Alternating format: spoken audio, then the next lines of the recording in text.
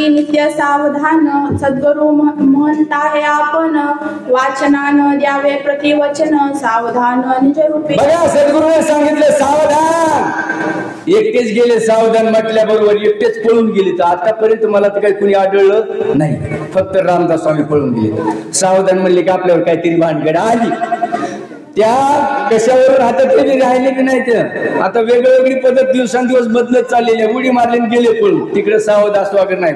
आणि आता सावधान म्हणले की असं वरून बघते, वरून दिसतंय की नाही, भानगड हो, बघायची गरज नाही। आपल्या घरला येणार आहे, फक्त अंतःकरणाच्या ठिकाणी स्थिरता आणि द्वैत हे काढून अद्वैत ब्रह्माच्या ठिकाणी लीन होतात, त्यावेळेस शाश्वताचं दर्शन होत आहे। दोन्ही सद्गुरूंनी सांगितलं सावधान, बोलणं बंद करा, कारण प्रकृती आणि पुरुषाचं लग्न आहे आणि हे लग्न संपन्न होण्याची वेळ आलेली आहे। म्हणून आता तिथं म्हणतात ना, बहुगल्पना न करणे, करायचं नसतं कल्पना, पण केल्याशिवाय राहत नाही। तर सांगितलं सावधान, त्याचा इशारा दिलेला आहे। शब्दार्थे महामौन धरितो नित्य सावधान, ज्याशी शब्दार्थी अभिमान सावधान तो सदा। मग बडबडीची वाणी व्यर्थ आहे। ढावातलं पाणी कधी कोणाला बोललंय का? आता एवढे बसले तिथे सांग, बोललंय का? नळीवरलं पाणी बोलतंय ना, खळखळ खळखळ खळखळ खळखळ, पण ढावातलं पाणी बंद झालं की हे बी बंद होतंय ना।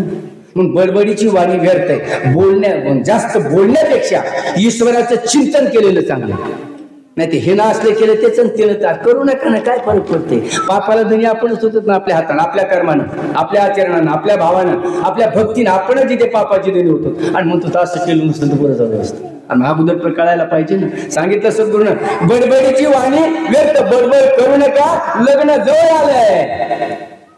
अंगी जाणीवेचे जाणपण वाचतान देती प्रतिवचन, तेने वचने त्यासी दूषण सावधानपण त्या। बघा जाण म्हणजे आठवण, तुमच्या आमच्या जीवनामध्ये असायला पाहिजे, पण आमच्याकडे संसाराची आठवण, बरोबर आहे का?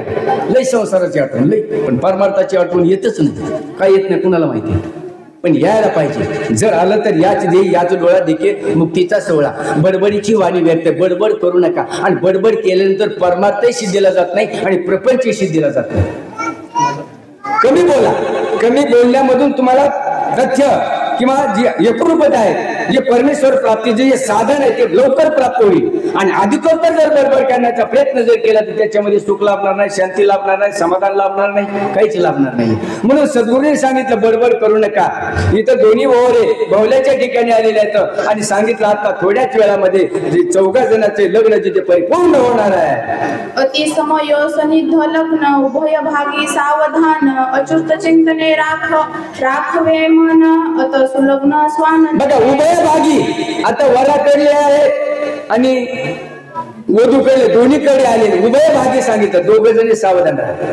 जर सावधान जर असेल तर सिद्धतेकडे जाता येते, आणि सावधान जर नसेल तर सिद्धतेकडे जाता येत नाहीये।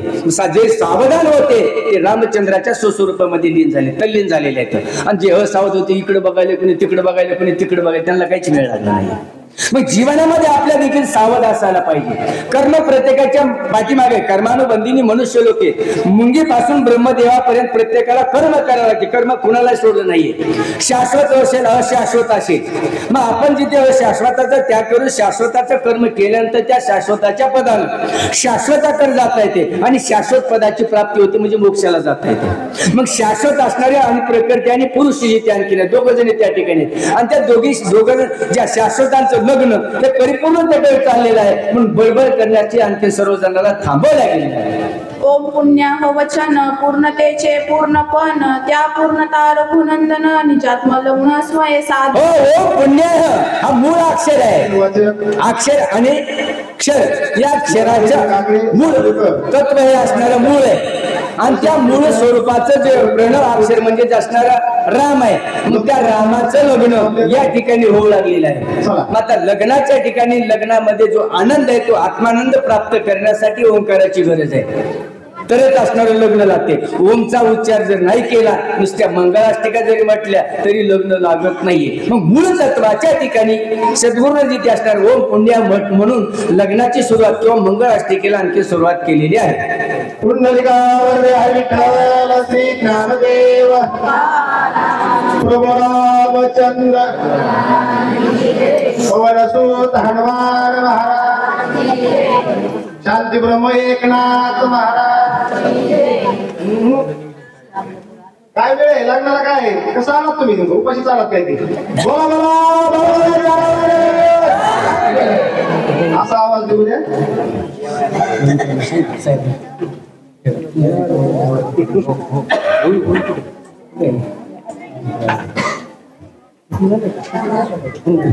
पुंडलिक वरद हरी विठ्ठल श्री ज्ञानदेव तुकाराम